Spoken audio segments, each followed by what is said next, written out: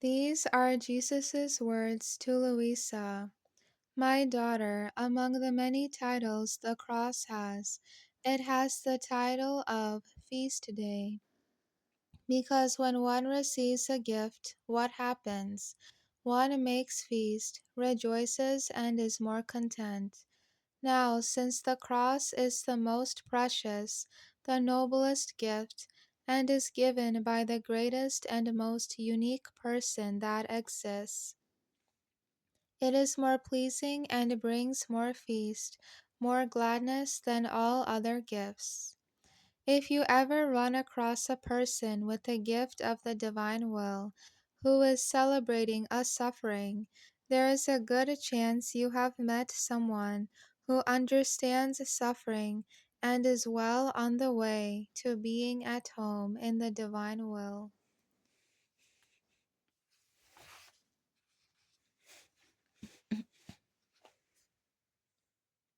Even though suffering is a part of the life of a soul with the gift, suffering is not what the divine will is all about. Suffering makes reparation for sin, including the original sin that caused the fall of man. The gift of living in the divine will was given to take us back before the fall and restore us to God's original plan. God did not create us to suffer. He created us for His and our mutual love and enjoyment. He created us for heaven. For this reason, Jesus told Louisa that for the souls living in the divine will, even suffering will disappear because living in the divine will is more than suffering. Here is one of Jesus' many descriptions of life in the divine will. So, by possessing the divine life, everything is holy, everything is sacred, the hardships end, the inclinations to evil do not exist anymore. At what point in the journey will suffering disappear? There is no single answer to this question because suffering will disappear according to the plan God has for each individual and the person's cooperation. Wait, I handpicked this cross for you with love, Jesus says. But the sheer number of Louisa's passages dealing with the topic of suffering makes one point very clear. Persevering in gaining knowledge about suffering and putting it into practice are likely factors in suffering disappearing. Souls in the divine will are working towards heaven on earth. In heaven there is no suffering, but until you reach that point, you must face your crosses with courage and understanding. Jesus told Louisa, with words there are many who want to suffer, but with deeds they run away when one pain oppresses them. Do not run from your crosses. Running only delays your progress on the road home. The crosses planned for you need to come one way or another, and Jesus will make sure you receive them. Before you enter the fullness of a heaven on earth, you have to you have to have everything you need to look just like him, including a share in his sufferings.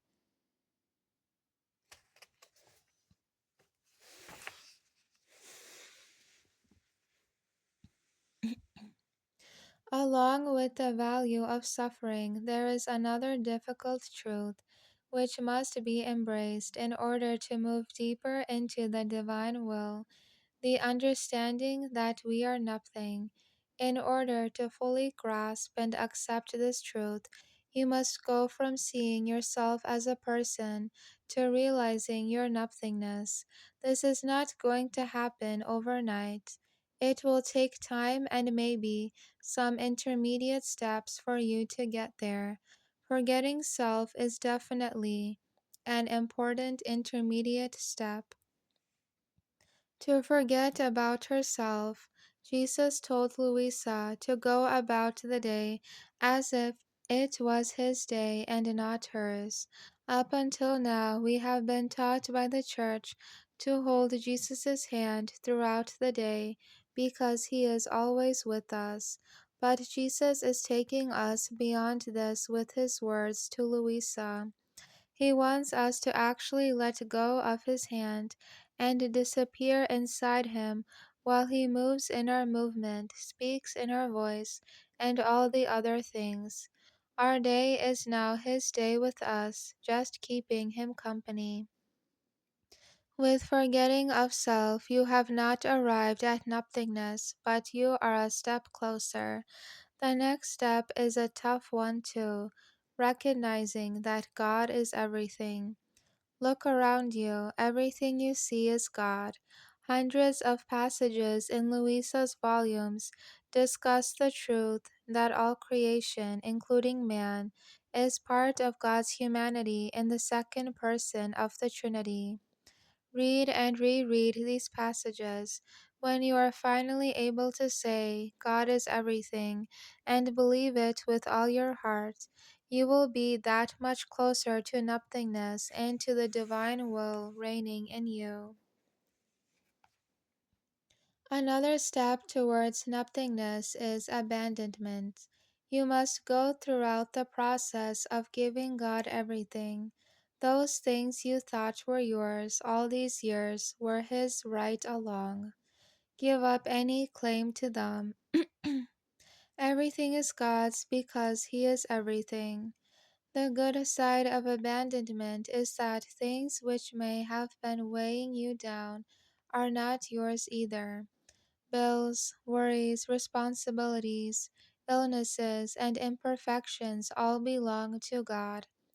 It also means the more subtle things are His as well, like ambitions, dreams, and relationships.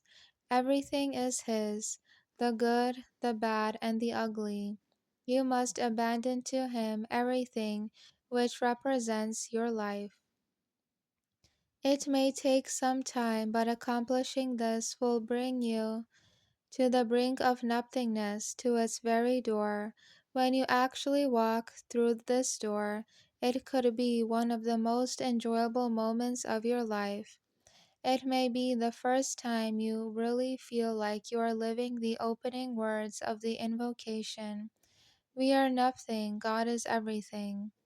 For 2,000 years, the Church has taught the faithful about abandonment, but only with the gift of the divine will can you truly abandon your human will.